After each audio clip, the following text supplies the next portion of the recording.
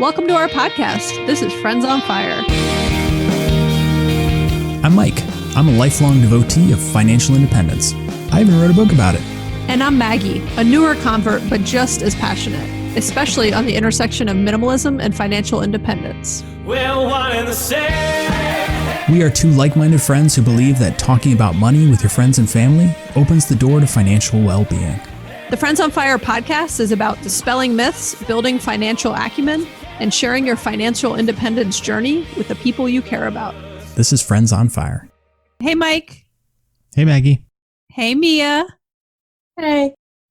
Okay, so that is Mia, our summer college intern. We have mentioned her a couple times on previous episodes. And though she's not super excited to be on the air, one of the many assignments we gave her this summer to give her a very, well-rounded podcast marketing experience was to pull together some ideas for show notes and to ask some of her college friends what sort of topics they would want to hear about and what some of their questions are around personal finance. And so she came up with 2 ideas for episodes and helped to organize the show notes and prep us for them. And we are excited to share 2 episodes this week for our college-themed week, which we hope will be helpful to college students as they are getting back into starting the next school year. And just like we did with episode 25 when we talked about paying for college and how you should pick colleges, like financially speaking, this has been a fun trip down memory lane for me because, Maggie, you and I both had a pretty good time in college. And I... Of all the things, there's a lot of things I don't remember about college, but I distinctly remember all the things I did to save and make money during college. Is that weird? No, I don't think that's weird. And when you say I had a pretty good time in college, I'm like, I spent a lot of my college working pretty hard. I had a lot of jobs and also studying a lot. It's kind of wasn't a nerd, but I mean, I spent a lot of time studying. I had a very good time in college then. I also had my fair share of good times also. Are we going to post some more pictures of us in college on Instagram? Yes, we have to. Some of the photos you sent me are just priceless, and you had to go and scan them in because, we didn't have digital cameras back then in the olden days when we went to college. So when? Are you sure? There might have been digital cameras. Sorry. I meant actually, most of my, half my photos from college are not on a digital camera. They have a date in the bottom corner and they're from a film camera. No. I think digital camera, you're a little bit younger than me. And digital cameras, I think were coming out and a little bit more mainstream. We'll have to go back and do some research on this, but. That's fair. I know most of my college photos are all scanned in. They're not anything I had a digital copy of. Now that I think, I definitely had a digital camera because I had a digital video camera. And anyway, yes. I mean, you were doing some AV stuff in college, so that makes sense. You were ahead of your time. Yeah, I did not call it AV stuff. That's super lame. It's all the lingo. It was filmmaking. I was filmmaking, Maggie. Filmmaking, sorry. I thought you were in the tech club, the television club. No, that was middle school. Okay, so we're going to jump in today to share our top 10 money-saving tips for college students. All right. Number 1. Hey, actually, Mia, what we need you to do is every time we do a number, you have to go number 1, number 2. I don't think that's a good way to get her involved. I know, I'm totally messing around. Number 1 is controlling your housing expenses. This could be through getting roommates. This could be through other sort of creative housing opportunities. There's jobs, I think there's still jobs where you're one of the sort of dorm masters, or I don't know. I'm not exactly sure what it is. No, dorm master. That is the technical term for it. I don't think that's the right word. Is academia. That an offensive term? That's not the right word. No. Don't include it sounds that. like dungeon master, like you're playing Dungeons and Dragons. But yes, there are things where you can either through your technology group or as kind of an outreach. If you're a junior or senior, you can get a free dorm room in an undergraduate dorm. There are a number of different things that the universities do to have on-site support for students. And so that's a great way to save money. You can live for free. I tried to do that. I was not accepted. Right. You could live a tiny bit further away from campus, obviously trade off the, if it makes you need a car and you otherwise could get away without a car or something like that. But be conscious of your housing expenses and try to control them as best as possible. And one of the easiest things to do in college to control them is to have roommates. It's also a great social aspect of college that can make college a lot more fun than living by yourself. And I will say that colleges today are investing a ton of money to make like on and off campus housing as desirable as possible. I think it is a rite of passage to live in as much of a dump as possible during your college years because it lowers your expectations for housing. So this is actually a money saver for the rest of your life if you live in just a total trash heap. It's an early way to avoid lifestyle inflation. That's a great point. I actually, after my first year in a dorm room, I lived in like a really nice apartment compared to other standards. It was like brand new in Athens. Everything was just new. I remember they had like, internet cables in every room and panic buttons and kind of all these like fancy features. And it was more expensive than other places I could have lived as a result of that.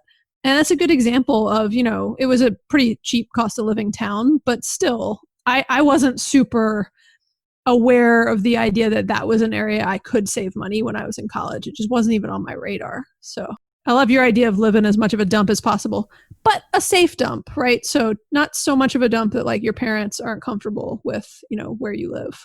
Right. You don't want to like slip in the kitchen and get hepatitis. But let me ask you a question, Maggie.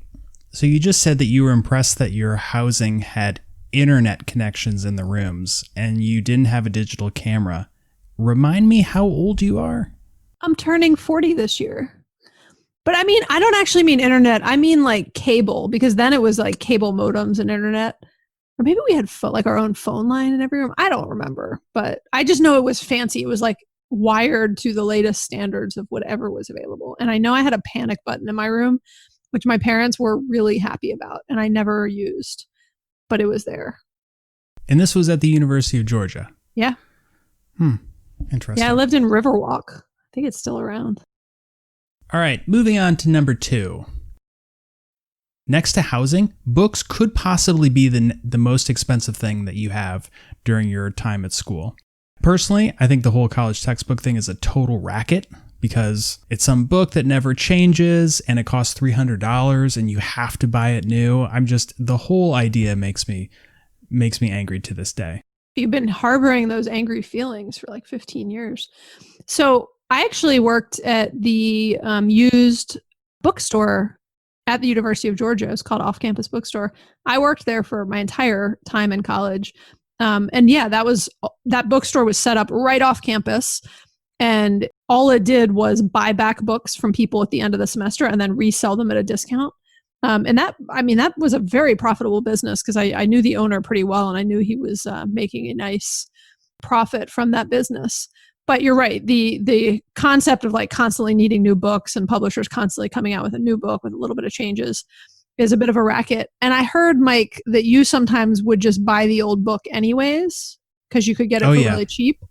And then sometimes you'd have trouble following along in class because the pages didn't match up. And I wouldn't even bother getting like one edition older. I would get like 3 or 4 or 5 editions older than the newest ones. And therefore, when I tried to follow along in class, it was impossible.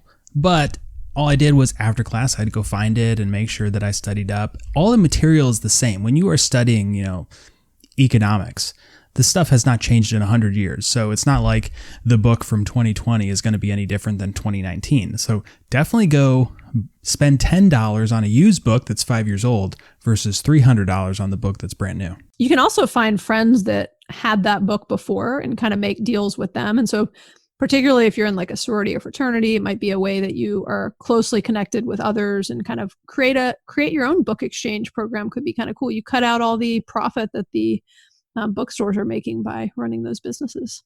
Okay, number 3 is probably one of the other large categories of expenses is food. So be thoughtful about how much you're spending on food in areas where you can save money on food. So we did a whole episode about saving money on groceries. Episode 24 was all about saving money on groceries. So listen to that if you want some more in-depth tips and inspiration of ways that you can save money. Definitely take advantage of any campus food options. There's going to be places you can get free food, events where you can get free food and drinks. But one thing to keep in mind is that if you are on a housing food plan, you're likely going to have the option to buy different types of packages. And it might seem like a great idea to go buy 3 meals a day, 7 days a week as your package. But in reality, you're not going to eat half of that because you're going to be sleeping in and missing breakfast. You're going to be at class and you're going to be going out for lunch. You will end up spending 50 to 100% more because you are not utilizing everything that you pre-purchased in that package. Yeah, that's a great point, Mike. Be very realistic about those pre-purchased food plans and think about what you really need. And you can adjust it from semester to semester. Hey, Mia, is it still trendy that people eat in like the dining halls and stuff in college? Mostly for freshmen, but I have since not being a freshman, just not as often. I didn't know if it was still quite as popular. I think it's probably the same thing when we were in school. I think it's popular because the food is much better and it's prepared for you. Yeah, I will say I knew more guys that were not freshmen that were on the plan because they could just go eat whatever they wanted in like large volumes and somebody else was making it for them. That's like a little stereotype there, but I definitely knew more guys that were on the meal plan. And you don't have to clean up. True. Win, win, win. Okay, so the other thing is think about where you shop. So like as an example, we talk about Aldi as an example. There's it's a more discounted grocery store. You can get so much more for your money at a store like Aldi. And you know, when you're in college, like you don't need to be shopping at Whole Foods and really expensive places. So be conscious of that. Not that you can't treat yourself every now and then, but definitely think about how much money you're spending on food. Limit how much you're eating out. Learn to cook, even super simple stuff.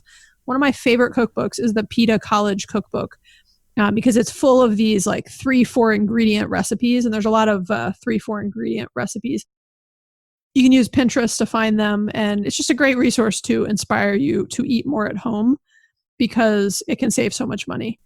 Hey, Mike, your comment earlier about taking advantage of free food on campus and stuff made me think about how we're 15 to 20 years out of college. And we used to, back when we actually physically went to an office, we would talk about a lot about all the free food in our office. And half the time, I'm just saying, don't have any shame in like taking advantage of free food around you.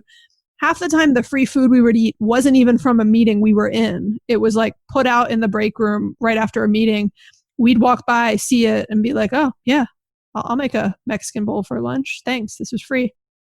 Same thing when you're in college. Like, I know you walk by some event and you're like, I'm not even part of this event or invited to it. But if it's like an open event, like go say hi to some people and, you know, make a few new friends, learn about whatever they're doing at that event and enjoy the food.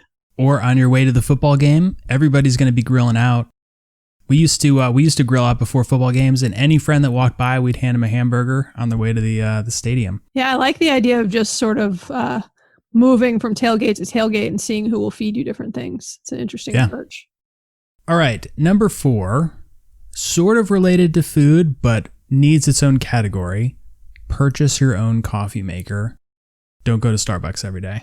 Yeah, that's a simple and easy one. But, you know, if you need to make yourself feel better about it, buy a nice reusable mug that makes you happy to use and carry around every day and make your own coffee. And you can make it special. If you like flavorings, go buy some, vanilla syrup for your coffee. Get a Keurig if you really want. Like that's even significantly cheaper. But there's so many different options from instant coffee to slow drip.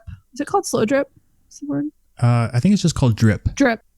And it is by definition slow. Slow, yeah. So I was just describing how the drip coffee is slow. So I like to call it slow drip. It's what all the kids are calling it. It's your thing, right? To, a Keurig, to having just a regular old-fashioned coffee maker. There's so many different options. They are all cheaper than you going to Starbucks on your way to class. Another big one that most people don't think of, but applies to all sorts of expenses is going to be student discounts. So restaurants, retail stores, online stores, subscriptions, basically anything you can think of, that category is going to have some sort of student discount available to you. And so like a few things jump to mind that I've done. A lot of restaurants, when you show your student ID, we give you a percentage off your meal. And especially if it's kind of like a cheap restaurant, it can make going out very inexpensive. Another one that I always did in college was for new software, because I've always been, into computers, but like any new operating system, Microsoft Office, you can go get it through Microsoft for like a significant amount off if you go through their student purchase program. And so anytime you're going to spend money online or at a store, see if there's some sort of way you can save money with your student ID. Great reminder, and always just should be a good habit to keep it top of mind and always check on anything before you buy something, because like you said, I like to throw out random made up percentages, but like 90% of companies or things have a student discount of some sort. All right. I have a ethical question to ask both you and Mia. I know what your question is and I know what the answer is, but go ahead. For how many years after you are in college is it appropriate to claim you are a student and get a discount? Maggie, I knew go. you were going to ask this. How many years? I mean, ethically 0. But if you want to know some gray area, Mike. What if it's a company that you don't believe in, but you need their product? Well, I was just going to say, here are some of the gray areas if you really need to make yourself feel better. One is if you're still in student debt, if you're still paying off your student loans, that might be a gray area where you could still consider yourself a student. The second thing I would say is if you need it more than they do, could be a gray area, right? So like, this sounds terrible, but it does sound terrible, but I really want you to finish your point. Okay, here's my point. When you're going to like Starbucks, and I don't think they have a student discount, but let's say they did, I'm not feeling super bad about the fact that like they just gave me an extra 5% off of, something. And like they're making a 85% profit margin or something. And so that's different than like a local mom and pop business that has a low profit margin. Like that I would feel very bad about, and I would not want any sort of an additional discount there. But that being said, as I'm saying this out loud, I feel like the answer should be like, no, you don't use a student discount when you're no longer a student. I feel like you fell off your high horse like immediately as you started talking. All right, let's move on to Mia. Wait, Mia, yeah. for how many years is it appropriate for you to continue to use your student discount after you're a student? Ethically, I don't think you should use it you shouldn't use it after you're not a student anymore. But I agree with some big companies. If you can pull it off and you still look like the person on your ID picture, then why not? Yes. Yes. If you can pass for a college student, that is the you wrong. Can continue that to is use the wrong. I like my. No. I like your first answer, Mia, was spot on. By the way, that is great. That is the correct answer. Mia, we will check back with you in a few years to find out if you have still been using your student discount. Mike, this is an interesting question. Because a lot of people probably wouldn't even admit that they've considered that or done things like that. Someday we should do an episode on like ethics and money, because I have a weird view. Weird's not the wrong word. I have a very specific view of like what's right and wrong in the world. And a lot of times it is the idea of what people can afford and what they can't, right? So to me, I'm like someone in my financial position. I would never use something like that because I don't need it. I'm going to be fine without it. Right. And it's not something that is meant for me, right? I did use it when I was in grad school and I was a student and I had a valid student ID. I used some of those discounts, like at the movie theater and stuff like that. But I just have this view of the world around sort of if you need it. Like, again, if somebody is like crumbling in student loan debt and can barely pay their bills every month, like it's not a lot of skin off my back if I was running a business and they're using their student ID and they graduated 2 years ago, right? And so that's why I say I don't know how to describe that, but that's how I think about a lot of things ethically is, does someone else need it more than you do? If that makes sense. So to wrap up number 5, it is appropriate to use it for 5 years after graduating college. I like how you just wanted a specific number on that. Let's move on to number 6. Okay, number 6 is to stay on your parents' insurance for as long as you can. But in addition to that, while you're on your parents' insurance, take care of yourself, right? Minimize your health expenses. I always think about stuff like brushing and flossing, right? Because when you're not taking care of your teeth, you will have more expensive dental bills and your parents are going to be paying for that. And so do the right thing and take care of yourself. And where you can, leverage the student university medical facilities because those are often some of the best rates and offer many different services from mental health to physical health that could be very helpful to you. On a side note about the university health facilities, for big universities that have established medical systems, like I think about the University of Michigan, where I did my undergrad, has a enormous medical system throughout the state, and the facilities on campus and the people who work there are among the best in the country. And so being a student, you get great access to all of this stuff, including a lot of specialists. So some of the best medical care I ever got in my life was when I was in college. So don't miss the opportunity to go visit the doctor or go get something checked out when you're on campus. Because you're worried about the cost or whatever. It is going to be less expensive than going somewhere else, and you will get great service if your university has one of these health systems. And Mike, another point just to add to what you were just saying, when you're in your senior year and you're on your last year of getting access to those really good, cost-effective, high-quality medical services, think about what you want to get done in advance and just be very thoughtful of it. It's very similar to what people do before they leave a job, right? Like when they know they're about to leave a job, they all of a sudden they get their physical, they make sure that they just are up to date on all their shots and everything else. And you can do the same thing your senior year just to fully take advantage of what's available to you. Like getting all of your elective surgeries done before you graduate? Yeah, exactly. All the things you need when you're 20. Yeah, exactly. All right, number 7, make money where you can. And there's kind of two approaches to this. One is that you get a normal, quote unquote, normal job with a paycheck, like Maggie did at a bunch of different places throughout college. But there are also a number of ways that you can pick up like small tasks or other types of paying engagements. Side hustles, Mike. Side hustles. Yes, that's right. Because universities are set up to employ students. And so especially if you are in a big university town, every single business there is going to have some use for a college student to go work, even if it's just a couple hours a week. And so you can do stuff like during new student orientation, helping people move out.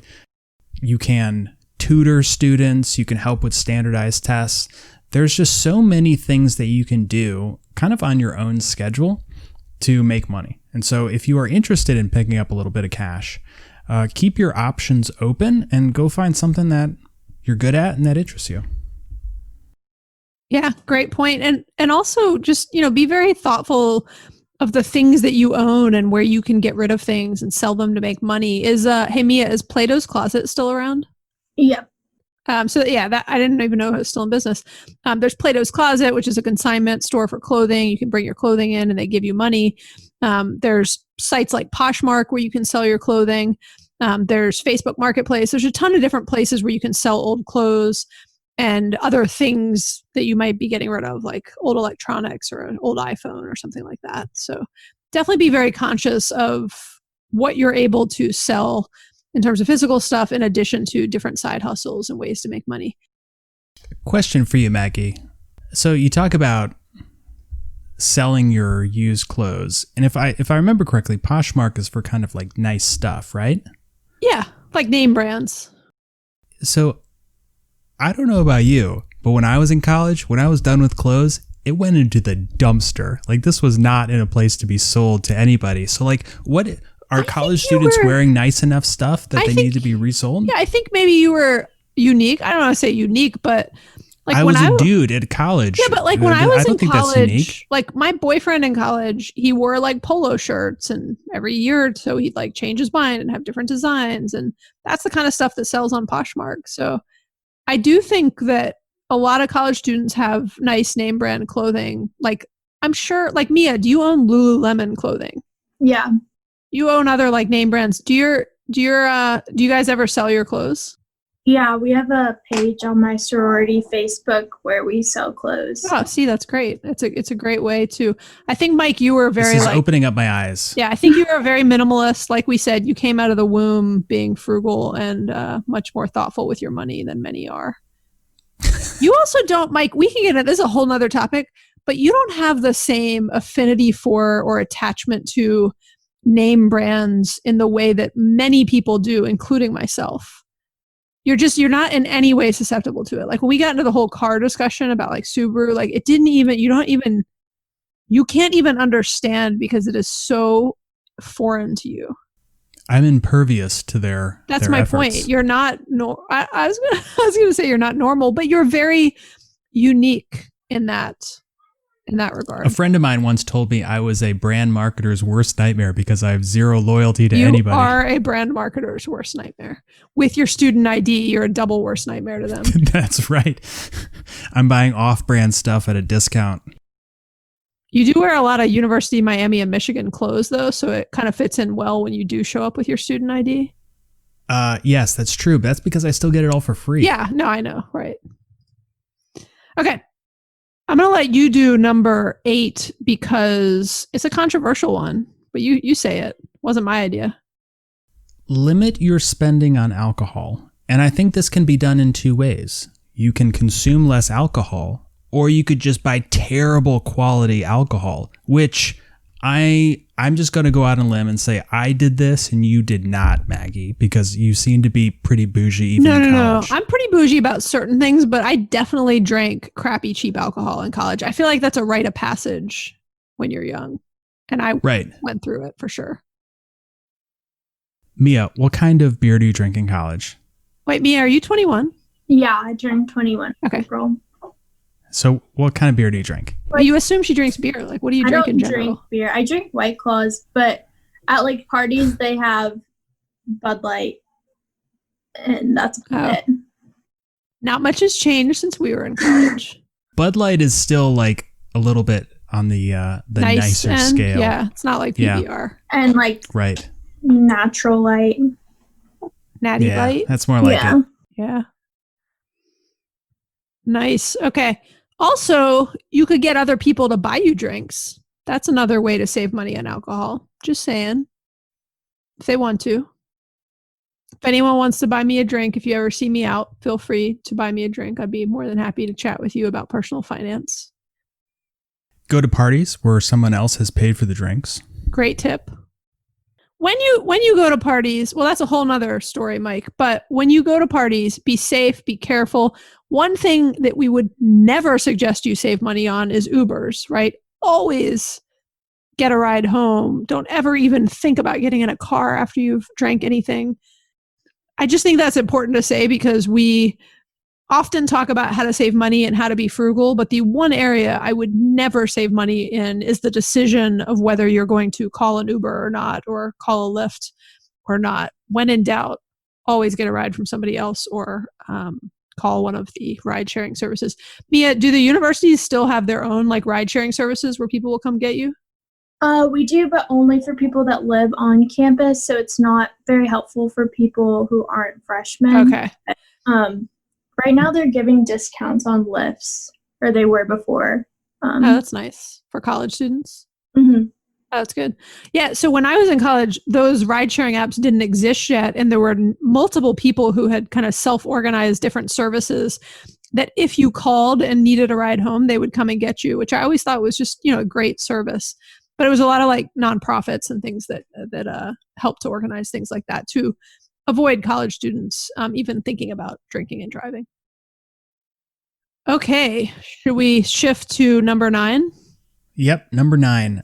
Take advantage of all the campus amenities. And this is probably not going to be a hard one for people because campus amenities are a big draw. Universities spend a lot of money on these things to attract students. And so this could be like gym, pool, different types of other athletic facilities. This could be some sort of like, restaurants, on-campus bars. What are some other examples? Mia, can you think of any cool amenities that your college offers? Mostly just the gym. Like I used to do gym classes there instead of like paying for something like Orange Theory, and it's like all student led, so it's more fun. Nice, because it's people Good job. that you'd know or know of someone, and they have like their friends in the class, so it's just extra cheery. So other services, these are some kind of out there ideas, but I know when I was in college, there were like different sort of studies you could be a part of, or like even in Atlanta, there's a massage school and you can get discount massages because there's people training to do things. And so there could be a number of other kind of campus amenities that you could be a part of to take advantage of that is very unique to the time that you are living on a college campus or near a college campus. All right. To wrap up, number 10, the most important thing that you can do to save money in college is to finish in 4 years or less. Everything we've talked about is pennies on the dollar compared to the cumulative cost of spending more time in college. So 4-year degrees are set up to deliver that in 8 semesters. If you can finish early, that's great. If you go over and you have to buy your housing and buy your food and pay tuition for another semester or another year, that is a ton of money. So if you were to take away one thing from this episode, finish on time. Your parents will probably be very happy with you too. Very true. The other angle on that is the opportunity cost of you still being in school after 4 years and not yet starting your first full-time paying job, which will put you in a better financial position more quickly. And so the longer you spend in school, not only are you spending money, but you're not yet out of school earning money. So there's an additional sort of opportunity cost and hit to your finances there. That being said, Mike and I were talking about this the other day. One of my biggest regrets is not taking some time off in between college and when I started a full-time job. It is one of the best times to take a little bit of time off. It might just be the summer. It might be a couple of months. But it is hard to do that later on in life. I think a lot of companies now are getting more progressive and have different sabbatical programs and other things.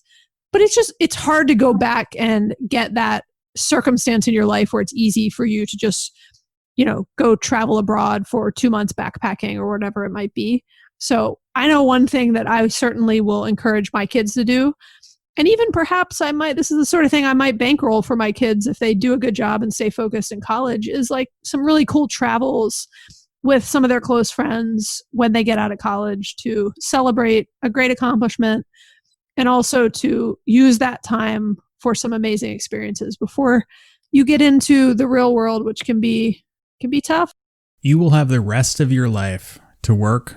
And even if your company allows you to take time off, you're not going to want to lose the paycheck. You're going to have kids doing stuff. You're going to have other responsibilities. This is a very unique time to have some free time without any sort of commitments whatsoever. Yeah. So finish college on time, take a little bit of time off, then start working, then retire early and take a lot of time off. Love it. I have very few regrets in life. One of my only regrets in life is that I did not travel more when I was younger and had the flexibility to. But don't worry, I'll do it when I'm older, so I'll make up for it. All right, good. I think we're going to wrap up with a Mia's Minute on the Mic, where instead of Mike, we're going to ask Mia a question. And we're on Zoom, and Mia's face was like the look of horror. I know. You've been a good sport, though. She's been chiming in. Yeah, on this she's been great a bit. Okay, Mia, I have a question for you. she got her pen out. She's ready to take notes on the question. Down. I like it. All right, you can put your pen down, Mia. I'll give you some prep time to think about it too. Okay, of the 10 tips that we just shared of how you could save money in college, this is a multi-part question. How many of them do you feel like you're already doing, and what are you kind of doing a good job at, versus what are some of the things that you feel like you have some room for improvement on as you go into your next year of college? Well, I know I'm going to finish in 4 years. So that's good. And I'm saving a lot of money doing that. Good job. I think I could improve on buying used textbooks, because although I buy the used ones from our school bookstore, I have bought some on Amazon, which is a lot cheaper, but the used ones from the bookstore are still very expensive because I know that they can still upcharge them a bunch. So that's probably something I would work on. And actually taking advantage of all the student discounts, because I definitely take advantage of some, but I'm not always thinking about it when I go into a restaurant to like see if they do have a student discount. I think those are great. Well done. Good job. Good answers. Good job answering them. Yeah, nice. Okay, so I think that's it for this episode, Mike. All right. This was fun. I enjoyed this. I hope all the college students and parents found this helpful. Agreed. Thank you so much. And thank you, Mia. Huge shout out for helping us to prep for this episode and joining us as we record it. Thank you guys for listening. I hope college students listening to this episode found some value. And we would encourage you to keep listening to this podcast throughout college, because though some of the topics may feel a little further off in terms of relevancy to you, one of the most important things you can do early on in life is improve your financial literacy and find opportunities to improve and be more thoughtful about your personal finances and have those discussions with your friends. So if you've been challenged or inspired by what you've heard today, please rate us and leave us a review. You can also subscribe to make sure that you never miss an episode. And if you have any thoughts or questions, we would love to hear from you. And you can leave a voicemail or text us at 404-981-3370. You can also hit us up on Instagram or Facebook. And if you specifically have a good tip for college savings, we'd love to hear from you. So please call in and share that. All right. Thanks, Maggie. Thanks, Mia. This was fun. Yeah. Thanks, Mike. Thanks, Mia. Bye. You guys say bye, Mia. Bye.